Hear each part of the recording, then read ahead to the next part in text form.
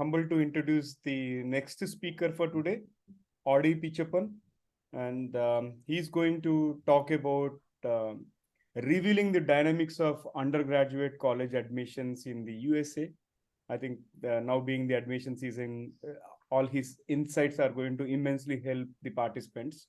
So just to give you a brief intro about Mr. Audi, he's a distinguished professional and college consultant holding an undergraduate degree in electronics and communication engineering from IIT Madras and an MBA from Cornell University. And with a profound passion in finance and statistics, Audi has imparted knowledge through lecturing courses in math, science, statistics, data science, and finance at prestigious institutions in like MIT, New York University, Rutgers, and UT Austin.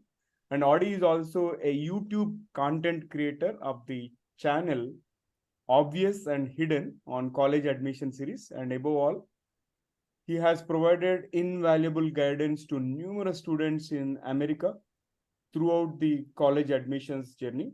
So it gives us immense pleasure to welcome Audi. Audi, over to you, and you can take us forward with your presentation. Okay, good morning and good evening, all of you.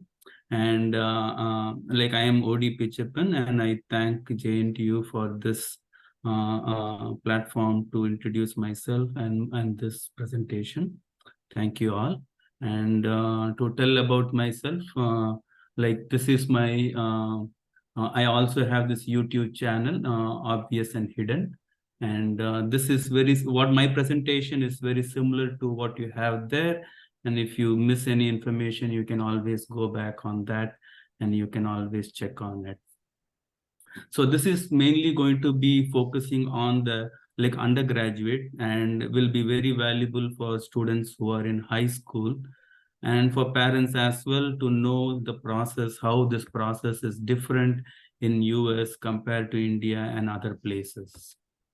Now, in US, there are so many colleges and we are like a chicken and we are picking the grains. We don't know which one to pick, where to start, and which one to go with. So what we are going to do today is have a structured way of selecting the program or selecting the college, which will best suit the students. So there are 6 important pieces to this puzzle. The first one is the high school GPA, which is the grade point average in a scale of 4. And then the student have to demonstrate interest. There are various ways the students can demonstrate interest. They can demonstrate by showing their interest in the subject or in the university, or by visiting the universities. They can do a few things, and we'll discuss that more in detail. And writing essays.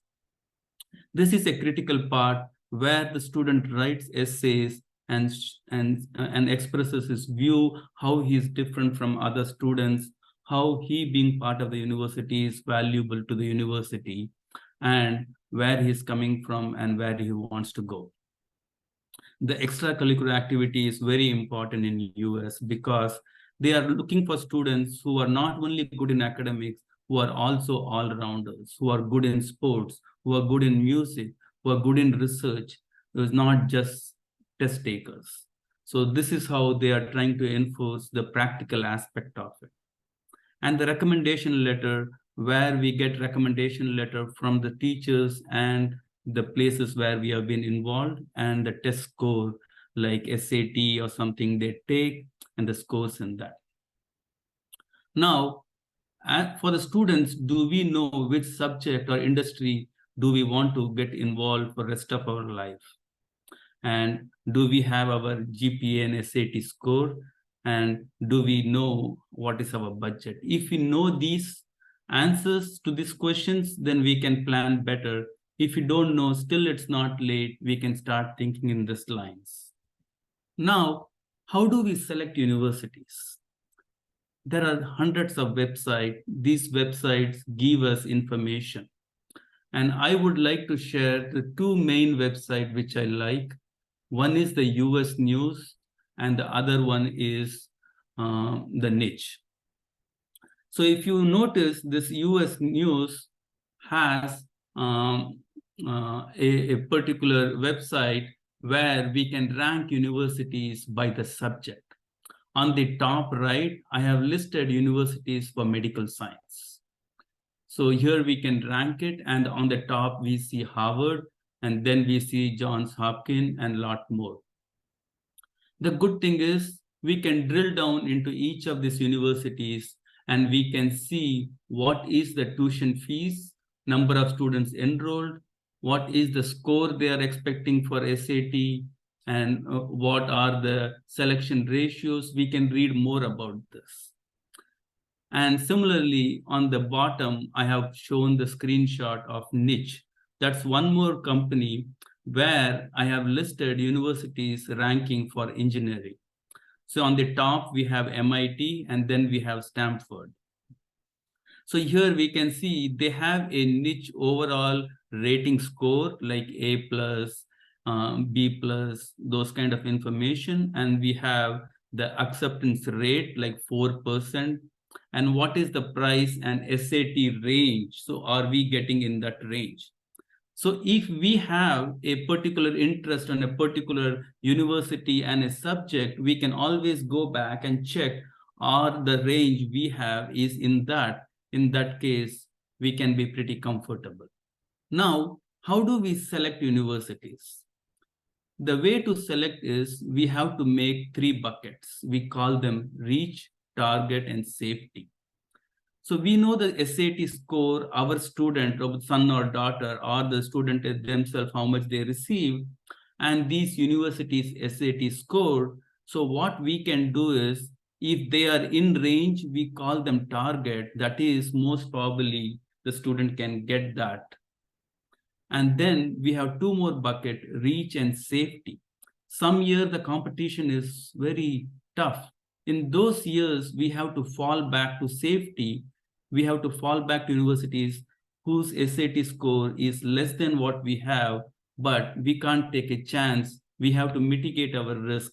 So we have to apply universities which are safety, target, and some year we can be lucky to get into universities which are even higher than what scores we have received reach. So I would say maybe we can put 25% concentration on reach, 50% on target, and 25% in safety. So you're applying, let's say 20 colleges, we can put 5, 10, and 5. But these are no hard and fast rule.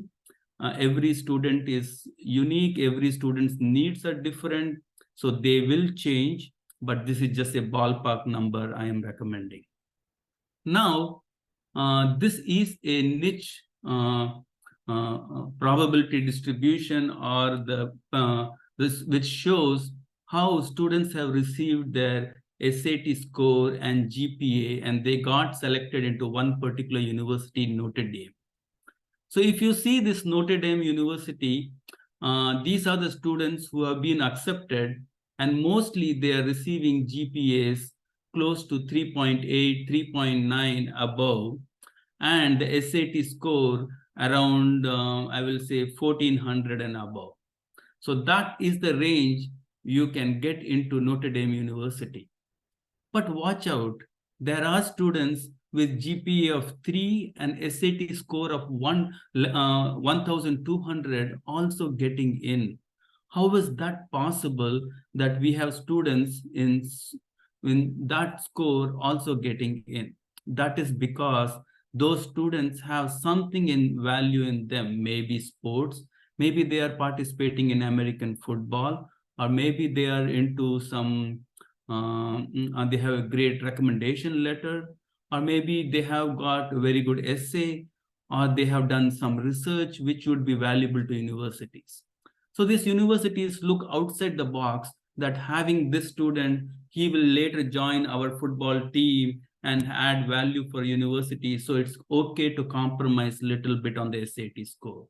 So they consider the whole, so university is looking for the whole package and not just one particular test score. Okay, so we have to see what else the student can bring to the university. And this is one good example to show that. Now, let's look into one more, University of Michigan.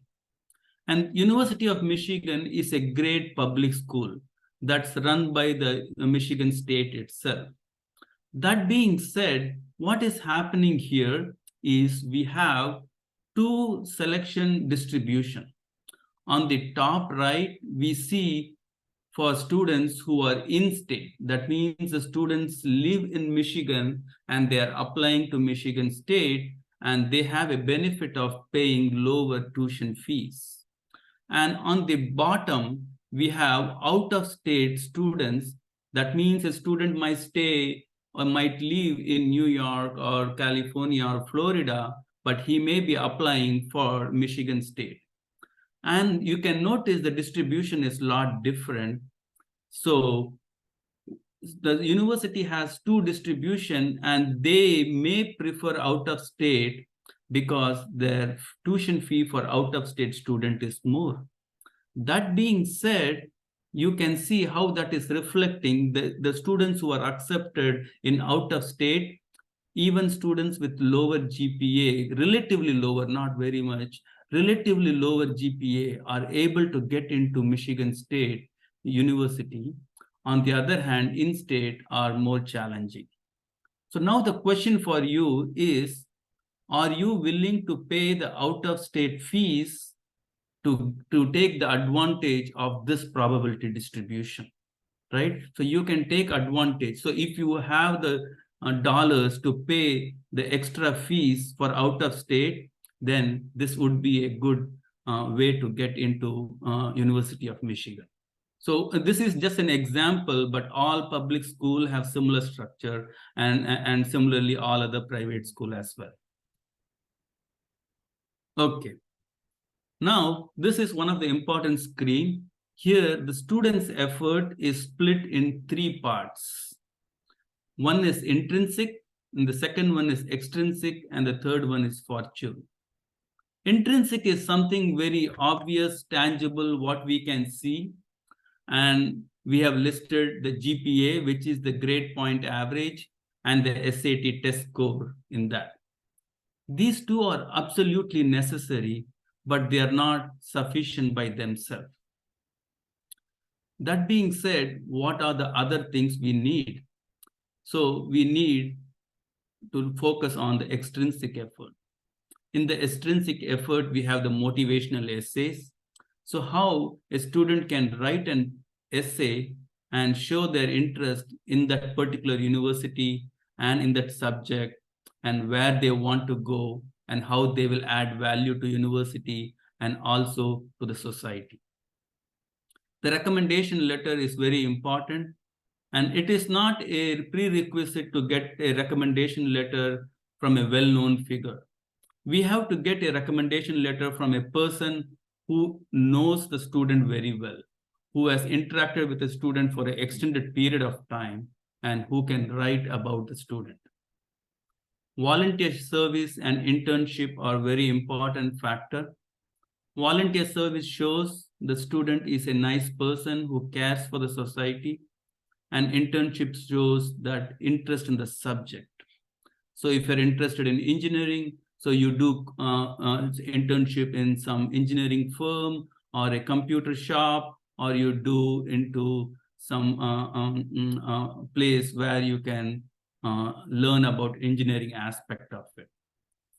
And sports and music is very important to show that the student is an all-rounder, and you can get involved in various sports activity and music in school or even outside the school.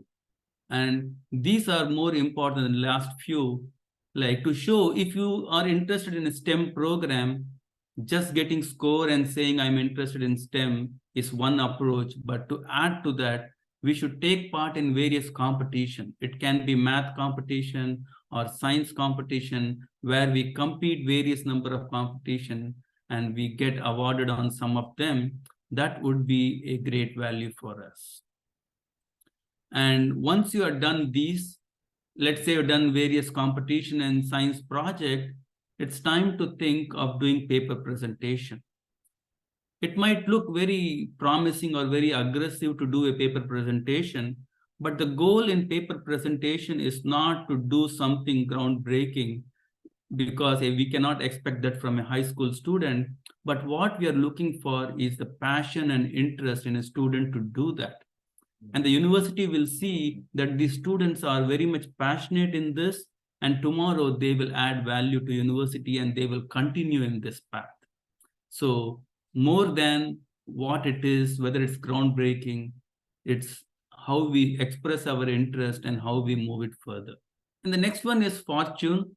And people think of fortune that we can't do anything about it. But I believe we can work on this as well. I'll give you an example. Let's say tomorrow I have a math test and there are 2 chapters I have to study and I'm running out of time. I prepare on the first chapter and I don't prepare on the second chapter. And I go and take the test and I was unlucky that all the question came from the second chapter. So this was my bad luck that I prepared on chapter 1 and question came from chapter 2. So think about it. How can we overcome these challenges? So if we focus a lot on intrinsic and extrinsic effort, I take my time, I prepare everything, I make sure I turn each and every stone and I'm not leaving behind anything, we can overcome fortune as well. Because when we are not prepared and then we are dependent on fortune. So it's possible to overcome fortune. And this information asymmetry is that we don't have some information, and due to hard work and practice and effort, we can overcome that as well. So with that, moving on to the next slide.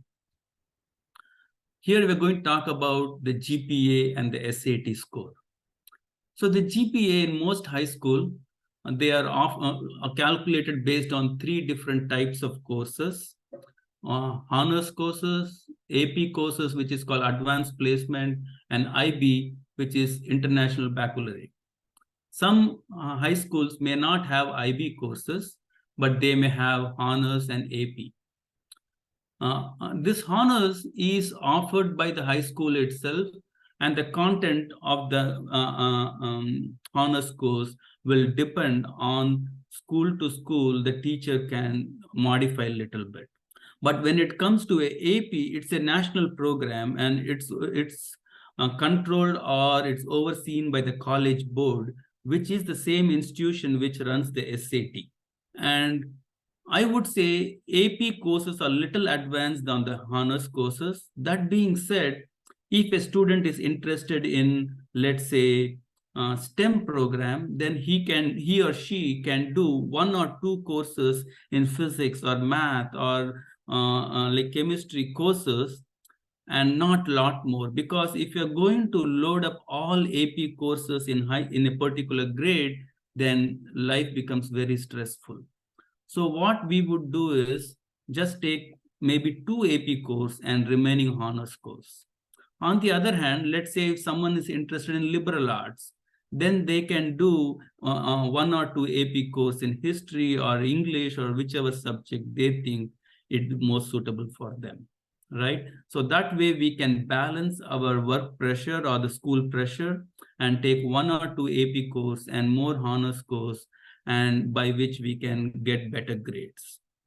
And one thing special about AP course is, even though the GPA is on a 4 scale, if you perform well, you can get score higher than 4. And on the other hand, if you are not going to perform well, that will hurt you more because it's a challenging course. So it's a 2-sided sword that you can take to your advantage, and you have a risk as well. And now talking about the SAT preparation. There are lots of books in SAT. You can get those books in the public library. And so I have shown the picture of some of them here. But I would recommend the Khan Academy, which is a well-designed website for SAT preparation. And in this Khan Academy, they have learning material. We can see that learn. And SAT, as we know, is split in 2 parts, one focusing on the math and one focusing on the English. So we can prepare on the SAT. It's all multiple choice from this Khan Academy material, and they themselves have a practice test. So we can take the practice test in that. And if we are comfortable with our score, then we are all good. And let's say you are interested in a particular university, and that university expected score is less than what we are getting in our Khan Academy practice test. In that case, what we should do is retake, practice again and again. As there is no substitute for hard work, we try this few times again and again, then go back to material, learn again and do. I'm sure we'll be able to get the score what we want. Still, if we are not satisfied with the score, there are a lot of private coaching classes. We can explore that as well. Now, coming to competitions. There are various competitions we can get involved in to show our interest. So let's say you are interested in Princeton University or Stanford University. These universities also have math tournament. They run those.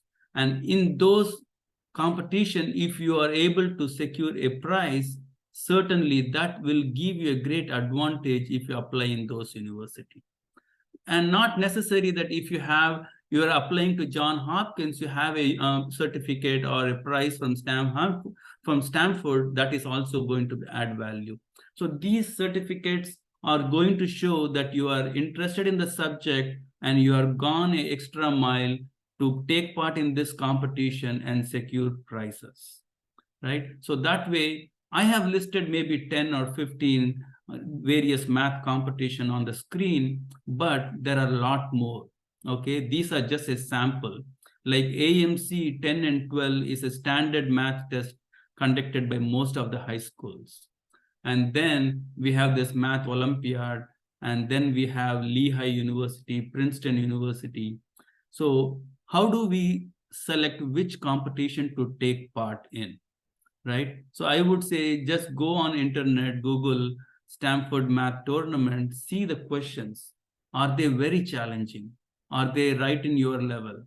Or they are just above that? Then select a couple of the competition, prepare for them.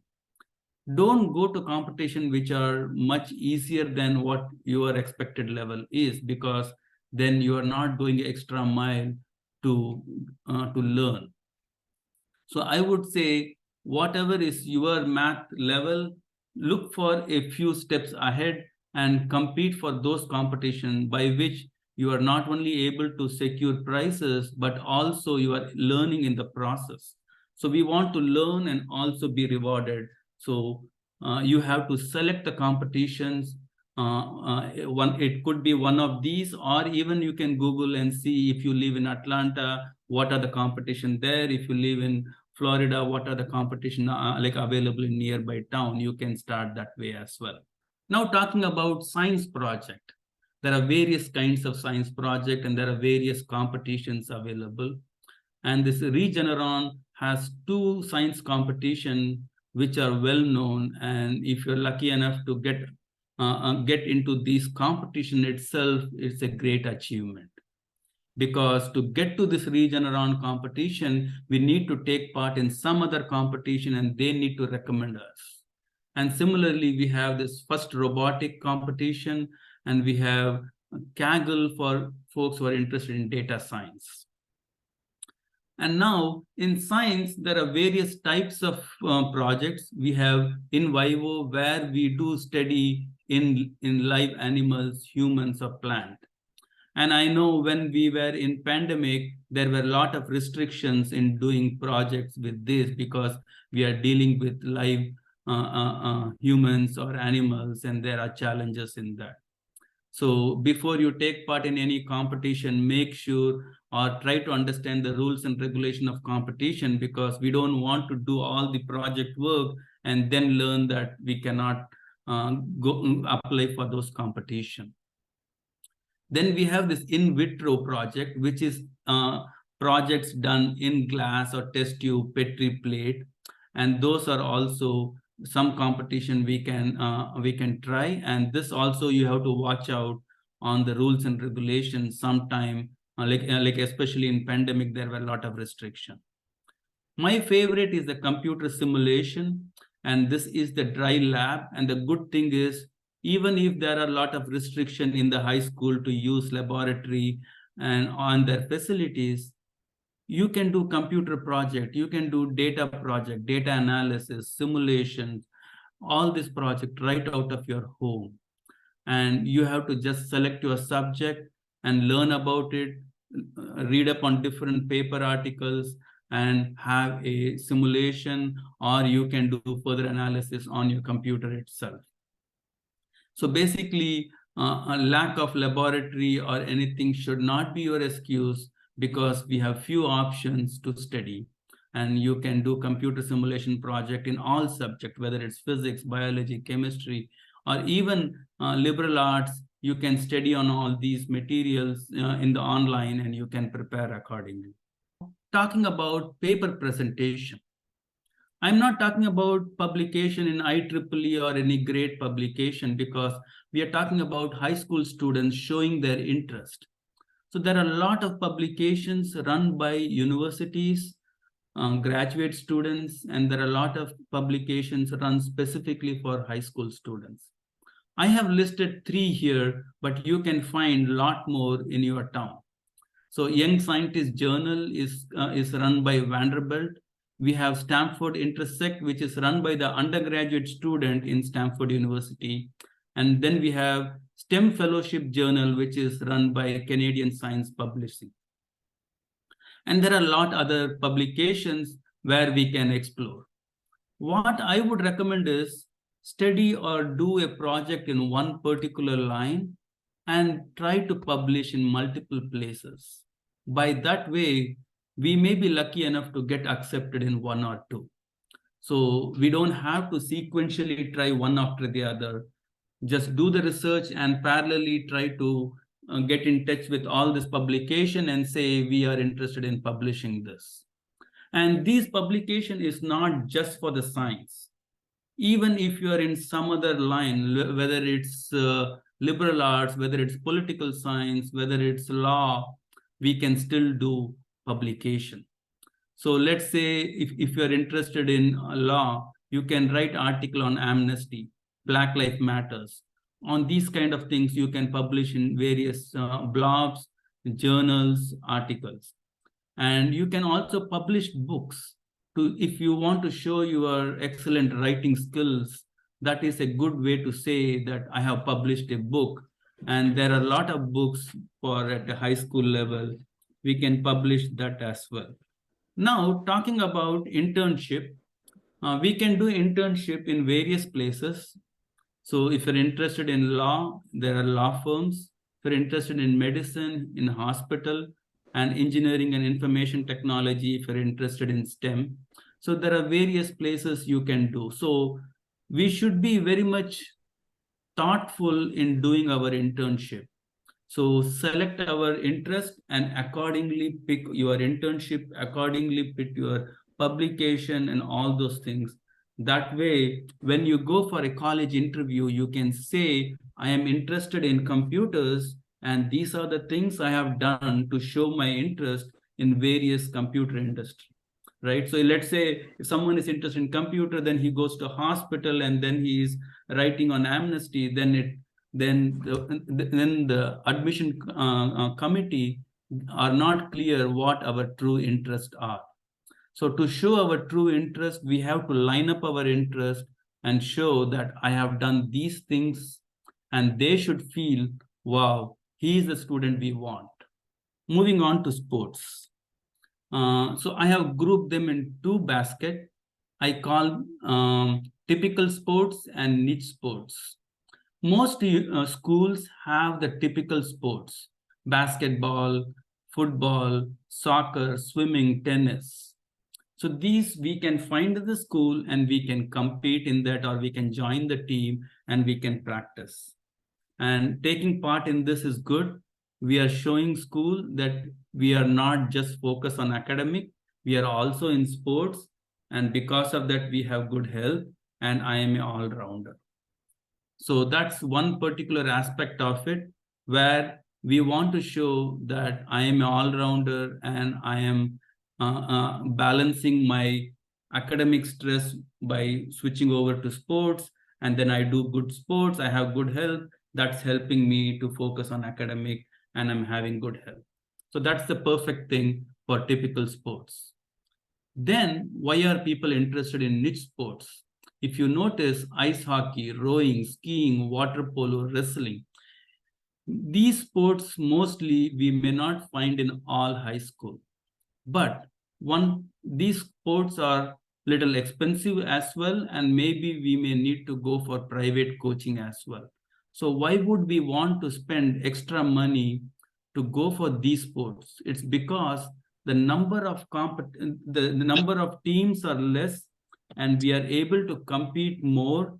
And because of this, the benefit for us is we are competing against a smaller population, and there is a better chance you can reach all the way up to state level or national level, right?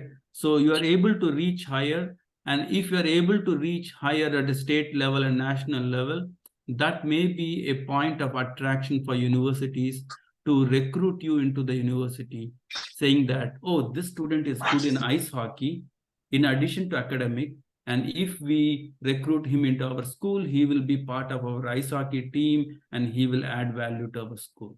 So that way you are able to attract. So you have a better chance. But watch out, when you do these niche sports, you have to travel a lot for competition, sometimes even fly to foreign countries for skiing, ice hockey, fencing, those kind of stuff. So if you are willing to put in that much time and money while the student is busy in high school, go for niche sports. Otherwise, keep your focus on typical sports by which you are able to balance academic and sports. Like I was using the term recruitment, it's because in colleges for sports, they recruit students and they also give them scholarship. They also give them scholarship. Scholarship in the sense, there are 3 divisions in NCAA. Okay. In NCAA, they have Division 1, Division 2, and Division 3. And if you are part of Division 1 and Division 2, students get scholarship. But what are you giving up? You are required 3 times or 4 times a week and go and do couple of hours practice. So let's say if you are a part of a rowing team, mostly the students get up like 4 o'clock, 5 o'clock, get prepared, they do rowing for a couple of hours, they come back and then they attend the school, which is very challenging. And I used to think it's not fair that students are so busy in college and at this time they have to spend 2 or 3 hours rowing or any other sports. And I was thinking it's not an effective use of their time. But lately, I feel students get more disciplined because of this. They go to bed in time because they have to get up in time. They have a better health. They do better. So even though they are losing couple of hours in this sports activity, I find the students are more disciplined and they are more organized. So it's actually a good option to consider on the sports. But at the same time, the student and the parent have to think it over.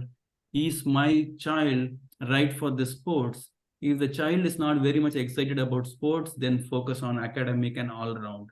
If the child is very much excited on a particular sports, tennis or a soccer, then we focus on it because there are odds, the chance we can get to Division 1 and Division 2. Moving on to writing motivational essay. And mostly people think essays in the sense we start with a hook which catches the attention of the reader, and then we write where we come from and where we want to go. But there is more to it. We have to focus how we are different from other people in terms of this particular college. The college is looking for students who are unique and who would add value to the university. So we have to write how we set apart from other candidates and how we will be valuable to the universities. And then while writing essay, I would recommend never say, I am good in math, I am good in biology, I am good in writing essays. We should never say that.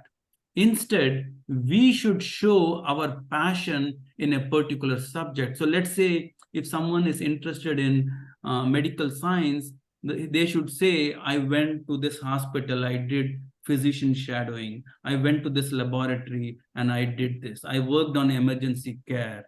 Then I went on this competitions where I got this prize. So you show your genuine interest in various subjects, various activity, and the admission committee will realize that this is the student we want.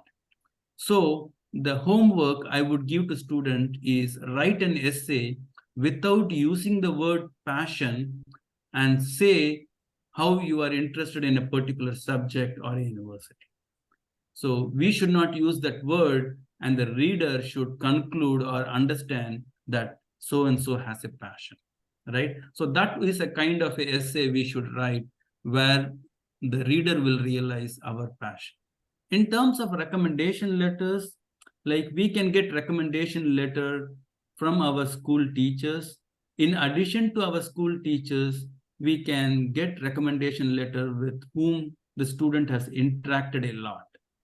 It could be a sports coach, or let's say you're doing an internship. It could be your manager where you're doing an internship, or even you're taking part in some religious activities. So you can go and get recommendation letter from the church or temple or mosque. But you should be interacting or involved in the activity for an extended period of time, 5 years, 6 years.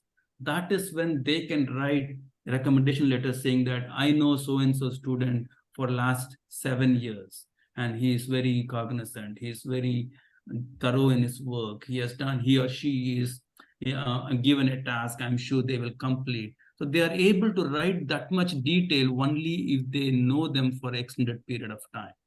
So the student should get involved in various activity for an extended period of time to show their commitment, and given a task or once they take up a particular activity, they don't give up and they work on it, and by which they are also able to get a recommendation letter. And sometimes I feel students are so busy in high school that they do one activity followed by the other activity. Sometimes that doesn't give them chance to build creativity. So having some free time also is good, by which students can think and think about their learning, recap, and will build some creativity. There are various things students can do in their high school, and I was thinking, how can I present it? So I just put a collage here. So we discussed on volunteer. There are student activity, student body like vice president. They can get involved in that to show their leadership skill. And there are like civil air patrol, which is like the Indian NCC, where students can do activities to show their leadership skill. And we have the Boy Scout and the Girl Scout, which is also similar to civil air patrol. And then to show interest in a particular university, if the student is interested in a particular university, then I would ask them to go for the open house in university, where you go check different laboratories, departments, the dorm and the hostels. You check all those things and you can show your interest, by which the university knows the student is committed to the program. You can get involved in sports, music, debate club. So these are all the various activities the students can get involved. If someone is interested in finance, economics, MBA, those kind of thing, they can do project related to finance. They can do internship, fundraising, and those kind of activities. And also involved in diversity and inclusion. And I know people who fly all the way from US to India to Africa, and they work in the best interest of society, like women education and like upliftment society, those kind of stuff, to show your interest. So there are various ways to do it. So there is no one particular prescription I can tell you that this is the route to go. So the student and the parent have to discuss and select few, not all, because then you will run out of time. So now let's discuss a very important topic. How do we select the subject? Okay. So in olden days, people used to go like what we are getting paid for and what the world needs. In simple terms, the demand and supply and and like how to pay my home bills. But now things have changed. Now there are so many options. We should consider what I love to do and what I am good at. So this we can consider in a different way as well. Okay. So let's say if I am going to focus on particular, like if I don't focus on what the world needs and I choose my major, then I will feel like uselessness, that what I'm doing, is it useful to this world or not? If I don't consider the money part of it, like will I get paid for it, and I make my decision, then later on I will feel that I don't have sufficient wealth. And let's say if I'm going to not consider what I am good at and I select my major, then I will have an uncertainty in my life. And similarly, if I don't consider what I love, then I will feel emptiness. So it is important to consider all four factors: what you love, what the world needs, what you can get paid for, and what you are good at. So this is called Ikigai. This is a great concept from Japan. And by considering all these four, we can select our major. Now comes the next question. Should we be a generalist or a specialist?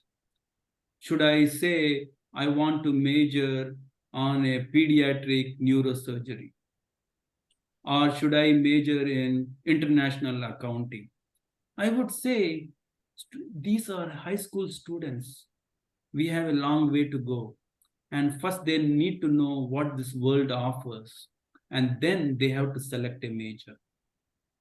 So at this stage, I would recommend 5 different streams. One is STEM, medical science, business and economics, law, justice, politics, and liberal arts. So if we know that I'm interested in STEM, just do courses in STEM, and maybe you will discover something more interesting than what we have studied within the STEM area. Let's say someone is interested in medicine, and they can study different aspect of medicine, and then they can go to the different, choose their major. And this universities themselves understand that, and they themselves recognize this. So what the universities are doing is they allow the students to join the university without defining their major, and the student can change or they can choose their major even after joining the undergraduate program. Decide whether you want to go in liberal arts or medical science, but don't be so open that I can do medical science or liberal arts, right? So try to choose one of the stream and focus on that. And you don't have to be very specific at this stage, because first we need to know what the world has, then to choose the major. And once again, when you're choosing your major, you have to consider Ikigai for your decision. And this bell curve on the top shows, and once you have chosen a subject, I want you to stick on to the subject, because within few months, we should not change our mind. Stick on to the subject, spend thousands of hours. And once you spend good amount of hours, then you learn more about the subject. And that is when you will feel like comfortable, or you can perform better. Okay, now in terms of college admission decision and strategies, there are different types of application. There is something called early decision, early action, and regular admission. So if we have a dream college and we want to apply to that, we can get the decision earlier and we can go for early decision. So the good thing is the university knows the student is so committed to this program that they chose early decision, and given admission, they will accept it. So this is a good locking strategy. If you have a dream college in mind, go for early decision. But the downside is this is binding. Once you get this early decision in your favor, you have to withdraw all other applications. Okay. Then if you want a non-binding option, then you can go with the early action. So early action is you get your decision a little earlier, and this is not a binding one. And then you have the regular admission and the rolling admission, where you can turn in the application with taking more time. So you have time to fill in the application and to do all the needful. But the challenge is there are a lot more applicants. So the university needs to find the needle in the haystack. So in that way, it's a challenge for you. So my recommendation is, if you are highly motivated to one program, go for early decision, else split your application between early action and regular admissions. And one more thing to note, these dates and these information what I have given here, these vary from university to university. So this is just an overall idea I have given, and different universities are little different in their strategies. So for specific details, I would recommend you to check the university website. Now talking about paying, how do we pay for our education? The first step is the financial aid, which is need-based scholarship, where the student and the parent need to fill this form called FAFSA, FAFSA, in the website studentaid.gov, where they disclose about student information, parental income information, all those things. And based on that, a decision is made on the federal grant, student work study, and the loan. And that would be the starting point. And we need to do this every year, because information on the student side and parental income changes every year. So every year we have to do this paperwork while studying in undergrad as well.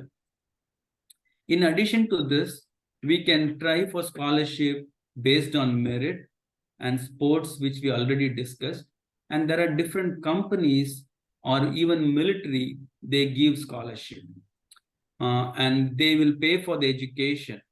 And when you get scholarship from an employer or military or any other organization, watch out, there may be commitment for employment or any other reason. So please make sure you understand the details before signing up on the paperwork. In addition to that, we can do teaching assistant, research assistant, where you work in the universities. And you can also do work study program, where you do part-time job while you are in a university. Talking about loans, we have subsidized loan where interest don't accrue while the student is in the school, and we have unsubsidized loan where interest do accrue right away. And you can also take loans from private banks and from state government. So watch out for the interest rates and all the rules and do sign up. And still, I'm sure there may be short of funds. You should consider 5 to 9 plan. And this is a good option for parents to save money for children in 5 to 9 plan. And of course, parental support would help students. What are these universities looking for? What are they working on? So every university are looking to build on their university reputation, their university ranking, tuition and fees, and their donations from alum and reputations from alum, right? That being said, so what are we looking for is, we should write an essay in such a way that where we can say that today I have done these kind of activities. I have done research. I have done this like entrepreneur activities. And that will give an impression for the university that tomorrow one of these students will turn into Warren Buffett or Sundar Pichai, something like that. So we can express our interest on various activities to show how I am passionate in a particular line, and which would be a valuable thing for the university and the society. So universities are looking for a few things. Once the student comes in, will he handle the competition, rigor, and course load? And what they don't want is student dropping out in the middle of a program. If the student drops out in the middle of a program, it's going to affect the university and the student both. So that is their one of the top priority. So they want to make sure they maintain the standards and the students who are coming in can handle. This is one of the important slides where I have brought in whatever we have learned so far all together. And this is my own interpretation where I am converting this in a graphical form. And we all coming from engineering or technology background, we would appreciate this well. So in the x-axis, I have the student's GPA and SAT score. In the y-axis, I have the university ranking. So we can think as the GPA and SAT score is getting higher and higher, we have a chance of getting into better universities. So how will the graph look like? So the graph will look like this, that we have better scores, we have better chance of getting the colleges we want. And this one is in green color, and I call this intrinsic effort. And this is a necessary component, but not sufficient, because even if you have a full score, you are not able to reach the top colleges. So what is the catch? So we need to concentrate on the second component, which is extrinsic effort, which is the sports, essay, volunteer service, internship. Only if you do that, you are able to get to the top college. So to get to the top college, these are extremely important. And if you don't do this, we will never reach to that point, right? So this diagram is not drawn to a scale, and every student's interest and passion is different. And so in that aspect, it's not even possible to perfectly draw this, because what is more important for me may not be important for one more student. So now the third component is the fortune, right? So fortune is the luck. It depends, it varies from student to student. So I have put a curve like that. So now we have these three components: intrinsic, extrinsic, and fortune. And the combination of these three will get you to the dream college we want. So here, if you see, I have a student who got his score somewhere here, somewhere in between the graph, and he is, with the extrinsic effort, he is able to get to Cornell University. On the other hand, a student with full score is also able to get into Cornell University. So that's the catch, that you are able to put extrinsic effort and you are able to achieve more. And that is what we have to focus, how we can balance our time between all these activities to maximize our success. Now the question is, how much time we should spend on sports, how much time on academic? The answer is, it depends, because every student is different and every student's studying pattern is different. So there is no one single recipe I have to say that this is the method you have to do to reach the goal. Okay, so the student, parents, teachers, they have to come to a conclusion that how they want to balance their life. Some closing remarks. If you ask me, how do I bring all together and what is most important, I would say in today's world, staying focused is very critical. And I would even recommend old-fashioned notebook, to-do list, and keep a list what are the things we have to do, and make sure we hit on everything. And always do the right thing than what is easy. And then I would say hard work, as there is no substitute for it, and never compromise, do the best. And I would like to say one story before I end.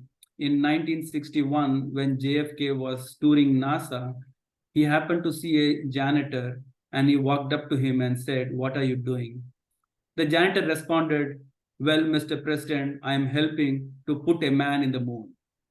So this is the kind of pride a janitor takes while working in NASA. So we need to take pride and we need to be in the job we are doing. And once we have the pride, that automatically brings perfection and satisfaction in the work. Okay. So with that, I'm done with my presentation. So I am sharing my information. If you want to, you have any follow-up questions, you can always refer to this YouTube channel, or you can drop me an email or a text message.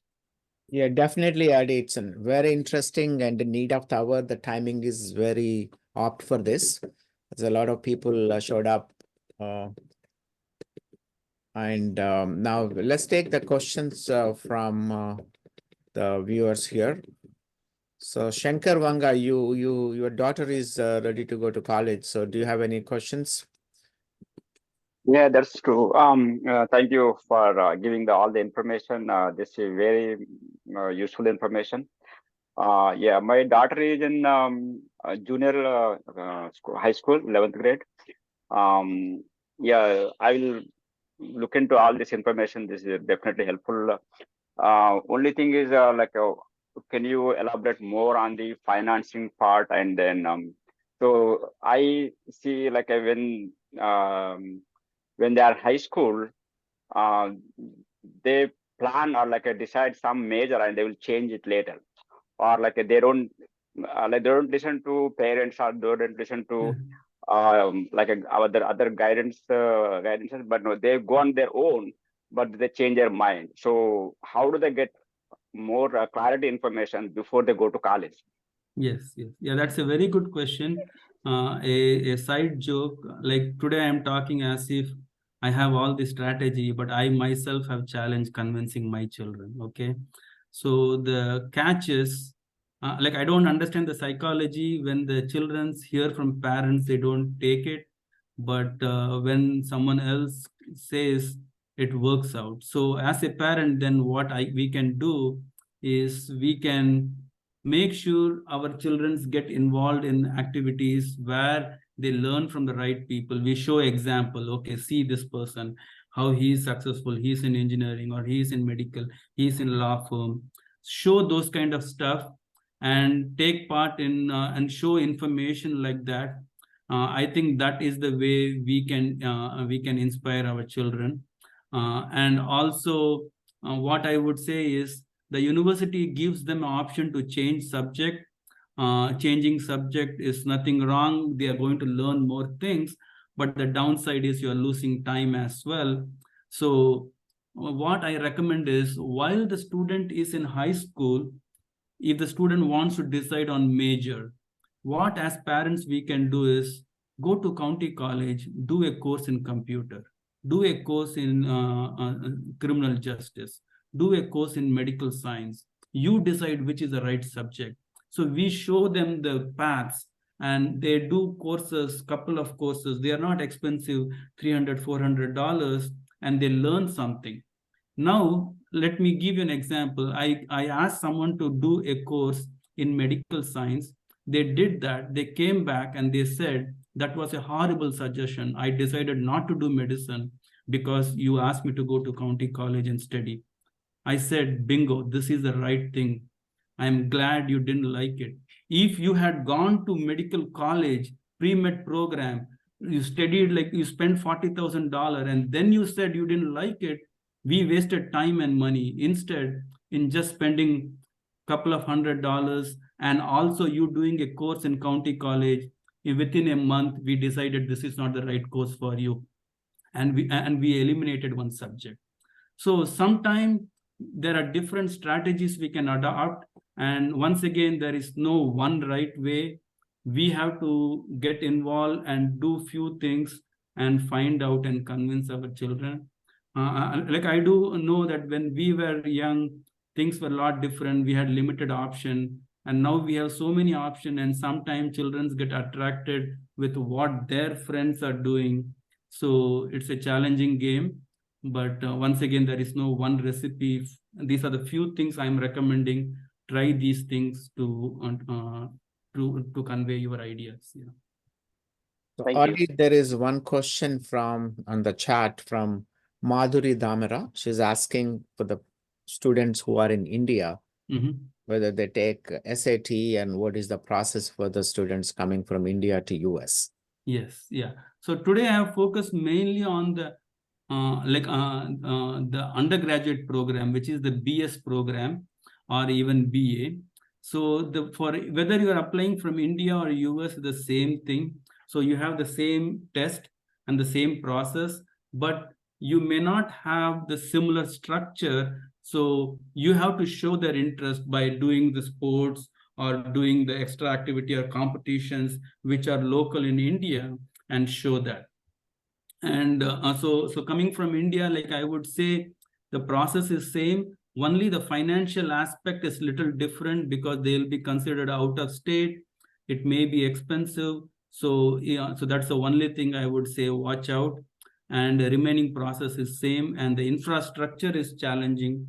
But still, I see compared to last 10 years, now there are large number of people I see coming from foreign countries to study UG program in US. So I think now because people in India can afford it and people in like remaining countries also can afford it. So I see many people coming to US to do UG nowadays. Yeah. So to hire the consulting services for the people who are aspiring to go to Ivy League schools or any school of their choice, typically what do you recommend, where to start, when to start in terms of their high school years, how to organize their college resume, what courses to take when they are in high school, if you could elaborate on that. Sure, great. And that's a very good question. So now in terms of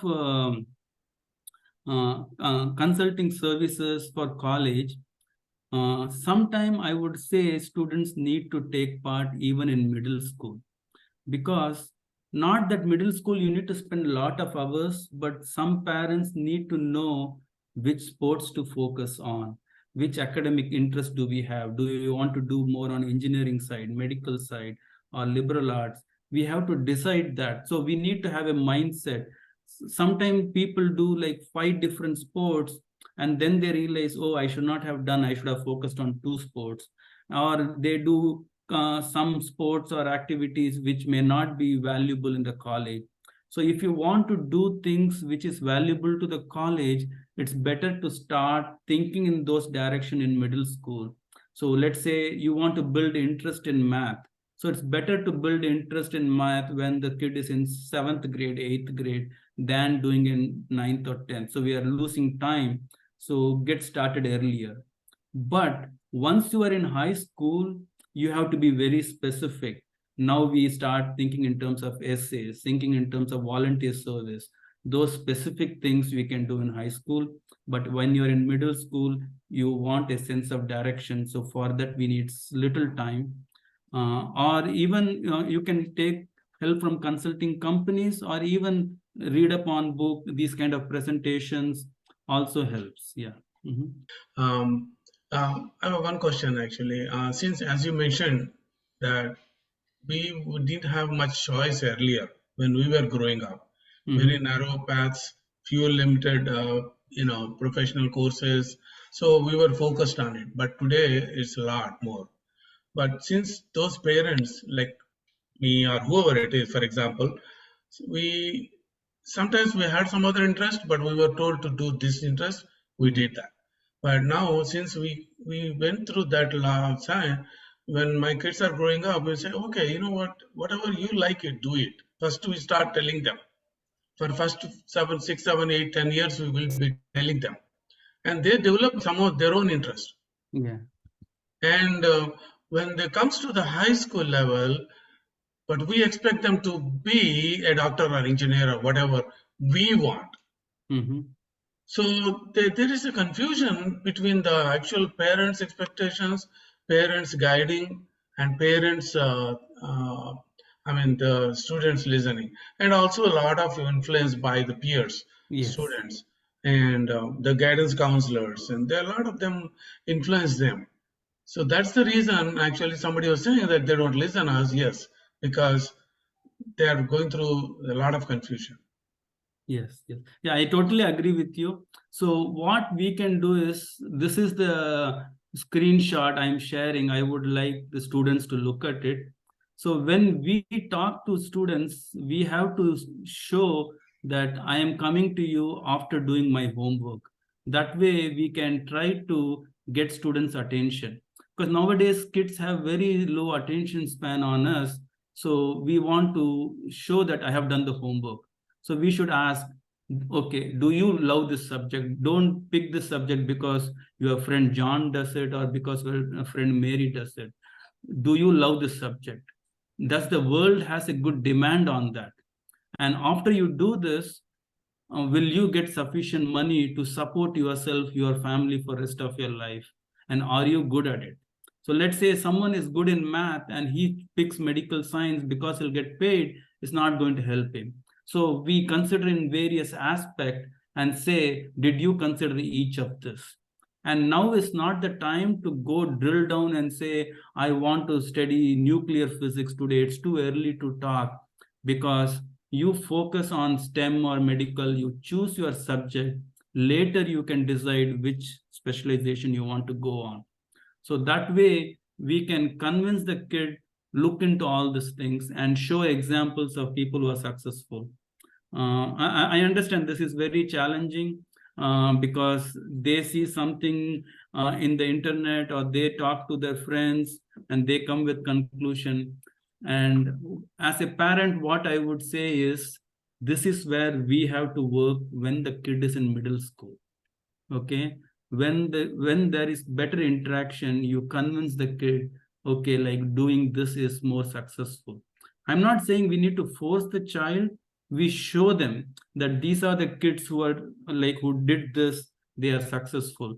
So we slowly mold it, and that way we show them the better option and they will pick from that. So the learning is, you show this ikigai diagram, sit with the child and see all the option, and try to work earlier while they're in middle school, like spend little time, then again, so that way there are more time for kid to think it over. Yeah, and like I said, today's world has more option, and when we were young, the options were limited. So we were always going with what the demand is and how we can pay the bills. But now people look into other options, and that is challenging for us to imagine nowadays. Yeah, I understand that. So Erdi, it's an excellent presentation, and I'm sure if you already posted your contact information. Anybody is interested, they will reach out to you directly.